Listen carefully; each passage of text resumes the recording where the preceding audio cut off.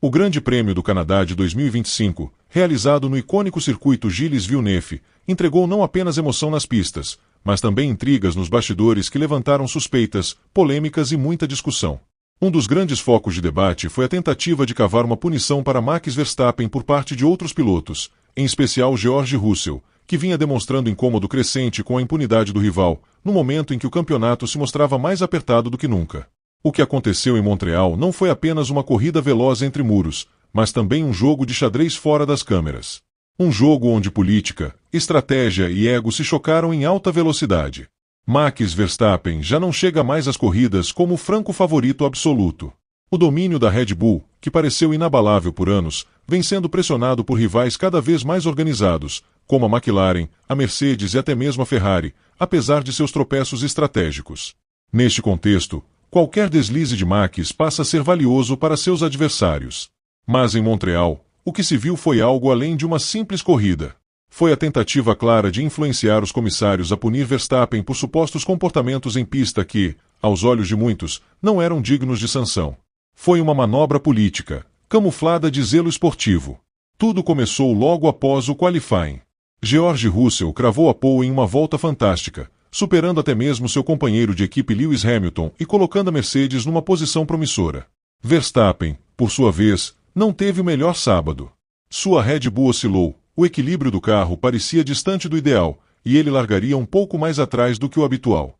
Mas logo vieram os primeiros rumores. Russell teria se incomodado com uma manobra de Max durante o Q2, quando ambos estavam aquecendo pneus e se encontraram em um trecho apertado da pista.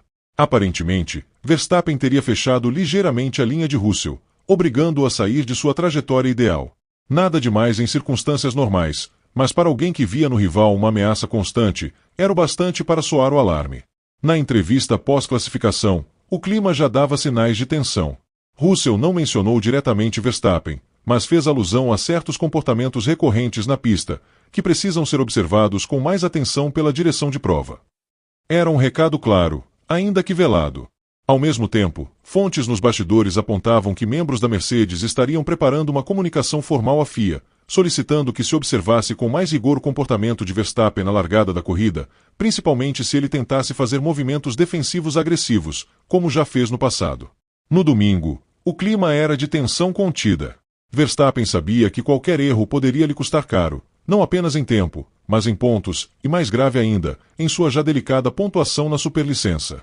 O piloto da Red Bull vinha acumulando pontos na carteira esportiva por incidentes recentes, e uma punição adicional o colocaria perigosamente próximo de uma suspensão de corrida.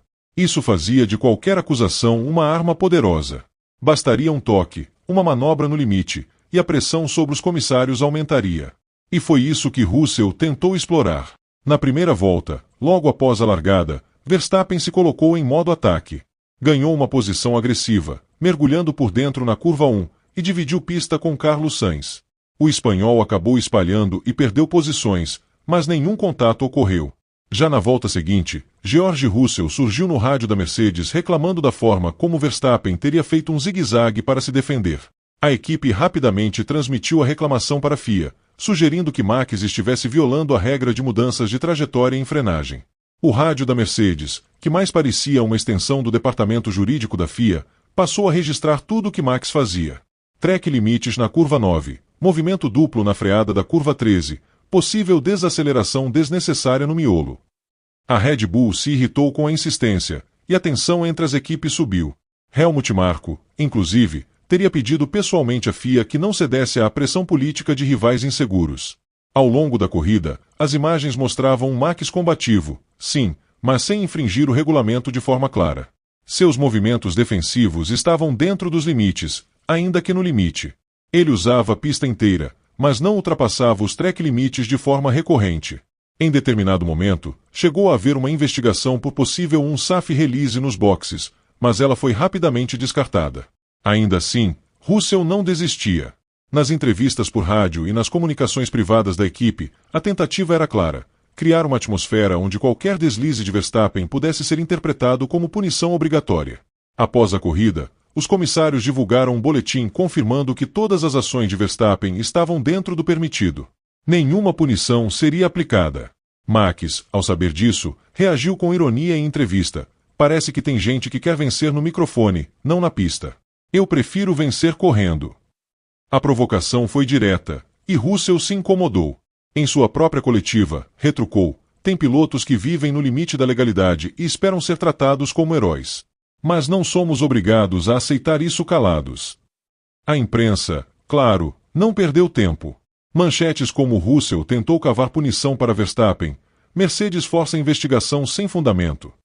E guerra psicológica entre Max e George pipocaram nos principais sites especializados. Muitos jornalistas analisaram as imagens quadro a quadro e não viram infrações. Mas o estrago estava feito.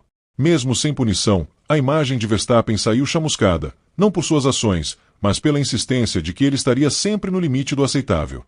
Essa narrativa, construída por rivais como George Russell, tem um objetivo claro: desgastar a confiança que os comissários têm em Max, colocar dúvida em cada movimento. Criar um ambiente onde a repetição de acusações leve à naturalização da desconfiança. E, eventualmente, transformar um pequeno erro em um escândalo. No fundo, é uma guerra fria dentro da Fórmula 1. Uma guerra de nervos. Com Max lutando ponto a ponto pelo campeonato, e com sua carteira esportiva já marcada, qualquer passo em falso pode, de fato, custar caro. A tentativa de cavar uma punição no Canadá pode não ter surtido efeito imediato, mas sinalizou uma nova fase da temporada, uma em que política e pressão psicológica serão tão importantes quanto estratégia de pneus e ritmo de corrida. Verstappen, experiente e acostumado ao papel de vilão, parece pronto para responder na pista. Mas o recado de Russell foi claro: ele está disposto a lutar com todas as armas disponíveis, inclusive as menos nobres. O que fica do GP do Canadá de 2025 não é apenas a vitória de um ou a derrota de outro. É a constatação de que, mais do que nunca, a Fórmula 1 se tornou um campo de batalha completo. Onde velocidade é só parte da equação. Onde vencer exige também habilidade para suportar o jogo fora das pistas. E, nesse jogo, todos querem derrubar Max Verstappen, mesmo que, para isso, precisem transformar o regulamento em arma e os comissários em juízes pressionados. Resta saber se essa estratégia vai funcionar nas próximas corridas. Porque Max, quando pressionado, muitas vezes se torna ainda mais letal.